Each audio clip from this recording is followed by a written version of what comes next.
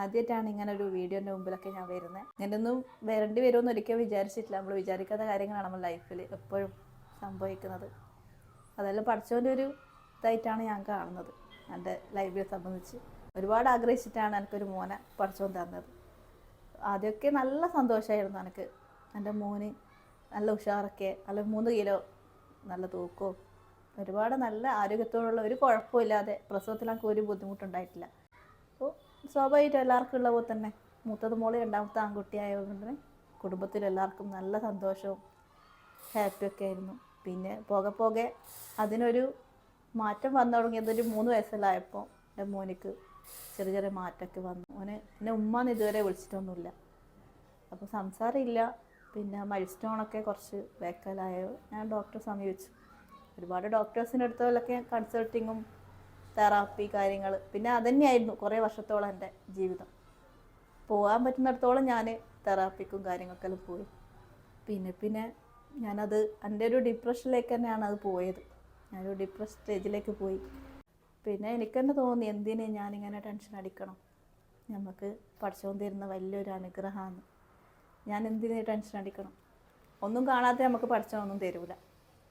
പിന്നെ തന്നത് ശരിക്കും പറഞ്ഞാൽ എനിക്ക് വലിയൊരു അനുഗ്രഹമാണ്. ഇങ്ങനത്തെ മക്കളെ നോക്കാൻ പറ്റുന്നതാണ് ഏറ്റവും വലിയ പുണ്യം. അതെനിക്ക് മനസ്സിലായി തുടങ്ങിയപ്പോൾ ഒരുപാട് ചേഞ്ചസ് ഉണ്ടായി എൻ്റെ ലൈഫിൽ. ഒരുപാട് ഞാൻ ചിന്തിക്കാൻ തുടങ്ങി, അതാണ് ശരി. പിന്നെ കൂടുതൽ ഞാൻ പ്രാർത്ഥനയിലേക്കാണ് പോയത്, പഠിച്ചവനായിട്ട് കൂടുതൽ അടുക്കാനുള്ള. ഞാൻ ആദ്യമൊന്നും അങ്ങനെ അടുപ്പം ഇല്ലായിരുന്നു തന്നെ പറയാം. പൂർണ്ണമായിട്ടും പഠിച്ചവനായിട്ട് എനിക്ക് നിസ്കരിക്കും ഒക്കെ ചെയ്യും. ഞാനൊരു മതവിശ്വാസി തന്നെയാണ്. പക്ഷെ എന്നാലും കൂടുതലായിട്ടൊന്നും ഞാനൊന്നും ചെയ്തിട്ടില്ല എന്ന് പിന്നീട് എനിക്ക് മനസ്സിലായി. പിന്നെ പ്രാർത്ഥന തന്നെയായിരുന്നു എൻ്റെ ജീവിതത്തിൽ ഏറ്റവും വലിയൊരു ഭാഗ്യം.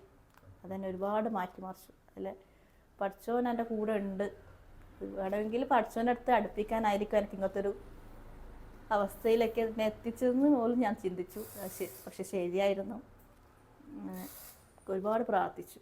പ്രാർത്ഥന എനിക്ക് ഒരുപാട് ആശ്വാസം നൽകി. പിന്നെ ഇങ്ങനത്തെ ഒരു മക്കളുള്ള ആൾക്കാരോട് എനിക്ക് പറയാനുള്ളത്, ഒരിക്കലും അതൊരു ബുദ്ധിമുട്ടായിട്ടോ പ്രയാസമായിട്ടോ നിങ്ങൾ കാണരുത്. അതൊക്കെ വലിയൊരു അനുഗ്രഹമെന്ന് മാത്രം കരുതിയാൽ മതി. നാളേക്കുള്ള നമ്മളെ ഏറ്റവും വലിയൊരു പുണ്യമാണ് നമ്മൾ ചെയ്യുന്നത്. പറ്റുന്ന രീതിയിൽ അവരെ ചേർത്ത് പിടിക്കാൻ ശ്രമിക്കുക. അവരൊരിക്കലും കുറ്റപ്പെടുത്തരുത്. നമ്മൾക്ക് കൊടുക്കാൻ പറ്റുന്നതിനെക്കാട്ടും കൂടുതൽ സ്നേഹം മറ്റു മക്കൾ കൊടുക്കുന്നതിനെക്കാട്ടും നമ്മൾ കെയറിങ് സ്നേഹം അവർക്ക് കൊടുക്കുക. അതൊന്ന് അവരോട് ചെയ്യാൻ പറ്റുന്ന ഏറ്റവും വലിയ കാര്യം.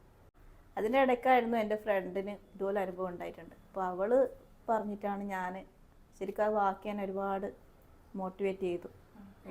നമുക്ക് തരാം ആ ഒരു വാക്ക് എന്താണെന്ന് വെച്ചാൽ, നമുക്ക് നോക്കാൻ പറ്റുന്ന കൈകൾക്ക് മാത്രമേ ഇങ്ങനത്തെ കുട്ടികളെ പഠിച്ചോ നമുക്ക് തരും. അത് സത്യമാണ്. അത് ചിന്തിച്ചപ്പോൾ അതിൻ്റെ ഒരു ഭാഗ്യം എനിക്ക് കിട്ടി. അപ്പോൾ അത്രയും നമ്മൾ ചിന്തിക്കോട്ടെ, നമുക്ക് എന്ത് പഠിച്ചോ ചെയ്യുന്നുണ്ടെങ്കിൽ നല്ലതിനാന്ന് മാത്രം വിചാരിച്ചാൽ മതി. അതിലൊരു വിഷമവും പ്രയാസങ്ങൾ ചിന്തിക്കേണ്ട ആവശ്യമില്ല. എല്ലാം നല്ലതിന്. അൽഹംദുലില്ലാ, അൽഹംദുലില്ലാ, അൽഹംദുലില്ലാ.